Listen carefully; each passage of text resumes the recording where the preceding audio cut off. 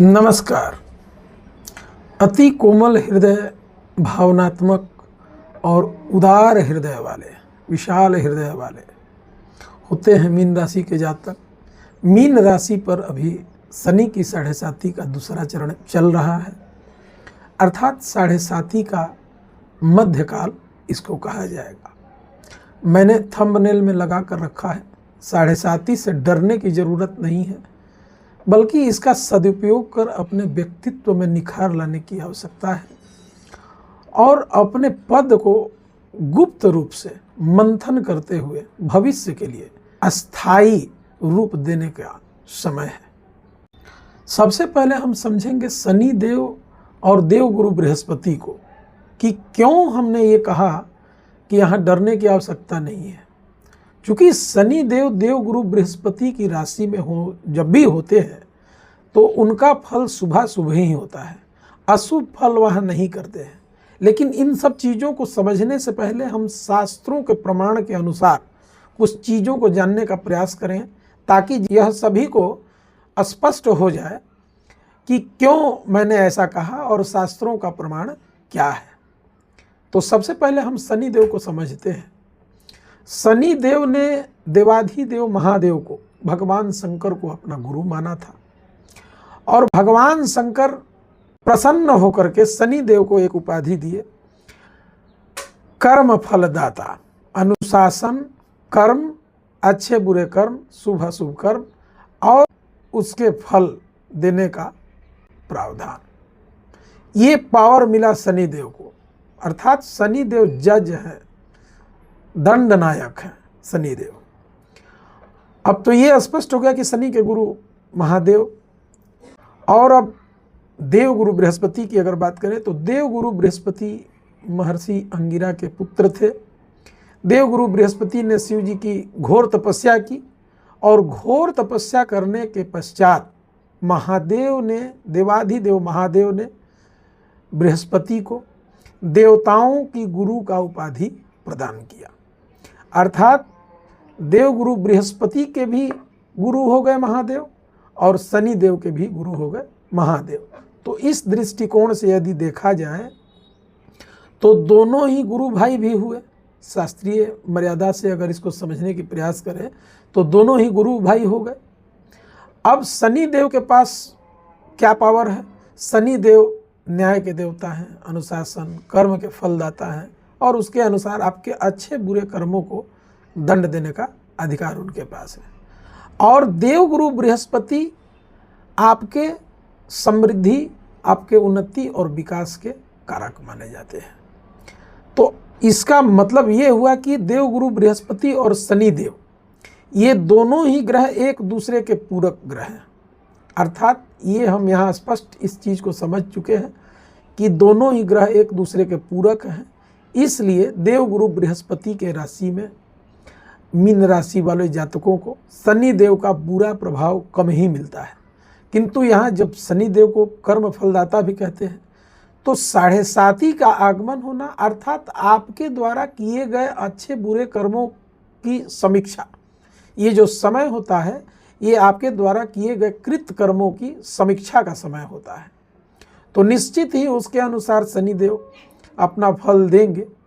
किंतु यहाँ डरने की बात इसलिए नहीं है क्योंकि मीन राशि के जातकों पर एक 7.5 का दूसरा चरण तो चल रहा है, किंतु यहाँ एक ऐसी परिस्थिति बनी हुई है जिसके वजह से यह समय जो है वह लाभ उठाने का समय है, अपने आध्यात्मिक विकास का समय है, ये मंथन का समय है। और ऐसा मीन राशि को समझना होगा, मीन राशि के जातकों को समझना होगा इस सुअवसर का लाभ कैसे उठाया जाए, इस पर उनको विचार अवश्य करना चाहिए। तो आगे हम अब समझेंगे कि वह क्या परिस्थिति बनी हुई है और समझने के बाद इस वीडियो को आप स्किप नहीं करेंगे, पूरा वीडियो को देखेंगे तो ही बातें क्लियर हो सकेंगी। और अंत में हम कुछ रेमेडीज, कुछ उपाय भी बताएंगे जिसको करने से मीन राशि के जातक अपने जीवन में निश्चित ही उनको सुधार होगा, उनको इसका लाभ मिल पाएगा और इन शनि की 7.5 से निश्चित ही बहुत राहत मिलेगी। शनि देव फिलहाल मीन राशि में हैं और अक्टूबर में वक्री हैं शनिदेव, अक्टूबर में पूर्वा भाद्र में जाएंगे और पुनः पूर्वा भाद्र नक्षत्र से उत्तरा भाद्र नक्षत्र की ओर निकल जाएंगे। पूर्वा भाद्र नक्षत्र के स्वामी देवगुरु बृहस्पति हैं, अर्थात राशि भी मीन देवगुरु बृहस्पति की राशि और नक्षत्र भी देवगुरु बृहस्पति का। तो यहाँ तो लाभदायक स्थिति है कि शनिदेव नक्षत्र और राशि दोनों ही बृहस्पति में है, तो ये शुभदायक है, यहाँ शनिदेव का फल अच्छा होगा। अब देवगुरु बृहस्पति की बात करें तो देवगुरु बृहस्पति फिलहाल जो है आद्रा नक्षत्र से निकल करके पुनर्वसु नक्षत्र, अपने ही नक्षत्र में देवगुरु बृहस्पति बैठे हुए हैं। देवगुरु बृहस्पति मीन राशि के चतुर्थ भाव में बैठे हैं, यानी चौथे बृहस्पति, चौथा, वहाँ तो उनका बहुत ही बल बढ़ जाता है। चौथे भाव में यदि देवगुरु बृहस्पति हो तो उनका बल बढ़ जाता है और वहाँ शुभत्व तो हो जाते हैं, मीन राशि के लिए शुभ फलों को देने वाले होते हैं। अब यहाँ आप कहोगे मुझे शुभ फल, अभी तक तो गड़बड़ चल रहा था, क्यों नहीं शुभ फल की प्राप्ति हो रही थी? तो यहाँ एक स्थिति बनी हुई थी, क्योंकि राहु आपके कुंडली के 12वें भाव में बैठे हुए हैं और राहु की दृष्टि चौथे भाव पर जा रही थी और राहु के नक्षत्र आद्रा में देवगुरु बृहस्पति थे, तो राहु का प्रभाव था। इसके वजह से ये कुछ समय जो बीता होगा, यहाँ एक स्थिति बनी होगी जैसे घर का सपोर्ट नहीं मिलना, अपनों का सपोर्ट नहीं मिलना, किंतु ये समय अब निकल चुका है, अब उस समय से बाहर हो चुके हैं, क्योंकि देवगुरु बृहस्पति का पुनर्वसु में जाना अत्यंत ही आपके लिए शुभदायक फल देने वाला हो जाएगा। और इसके बाद देवगुरु बृहस्पति का गोचर अक्टूबर के मध्य अक्टूबर के बाद जैसे ही अपने उच्च राशि में हो जाएगा तो आपके पंचम भाव में जाएंगे, तो वहाँ से देवगुरु बृहस्पति की जो दृष्टि है आपके लाभ भाव पर जाएगी, तो लाभ के अवसर बनते रहेंगे, शानदार अवसर होगा।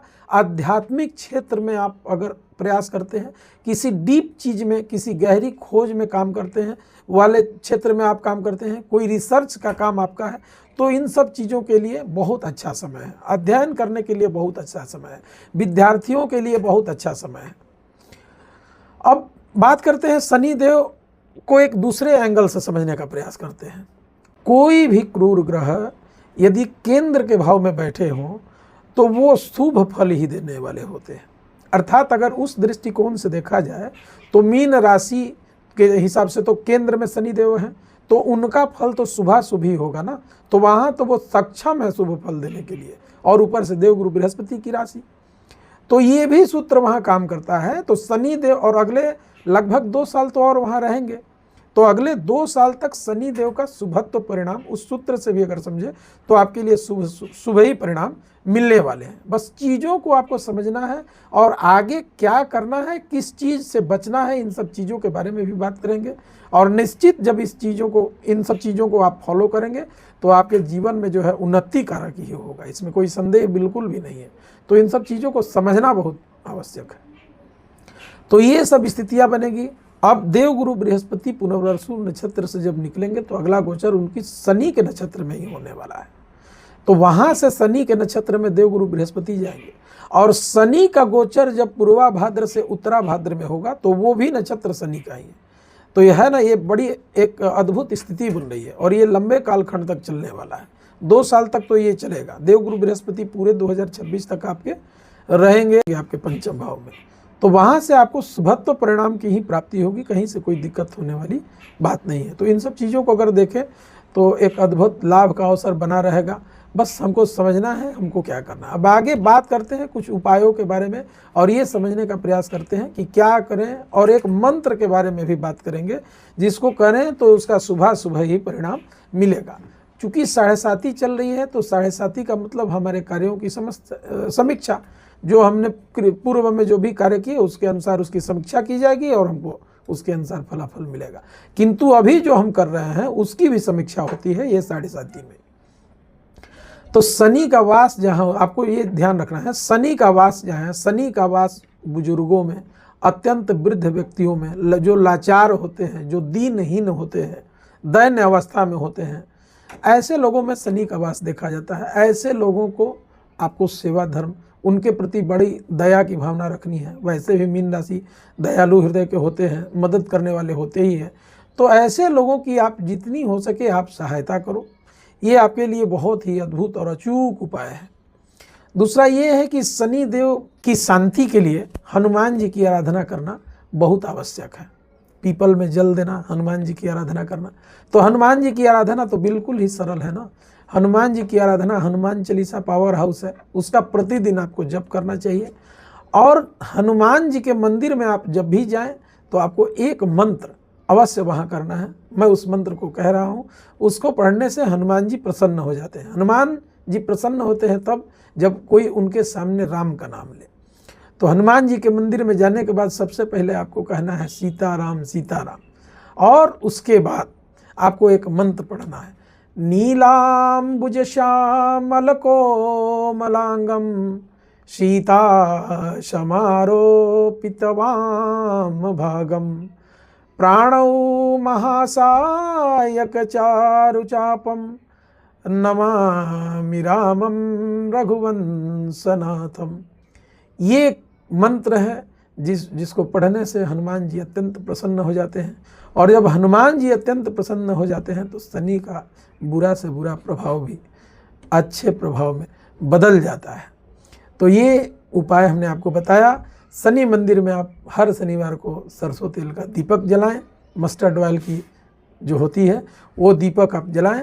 आपके जीवन में ये जो समय है, इसको मैं फिर कह रहा हूँ, ये जो समय है अत्यंत लाभदायक समय है। इसको समझने की ज़रूरत है। ये जो समय है, जिस तरह से सोने को लोहे में तपाकर कुंदन का प्रारूप दे दिया जाता है, ठीक वही यह समय चल रहा है।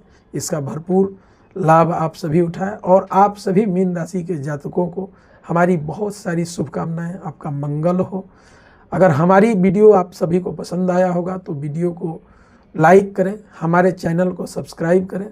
आप सभी का बहुत बहुत धन्यवाद।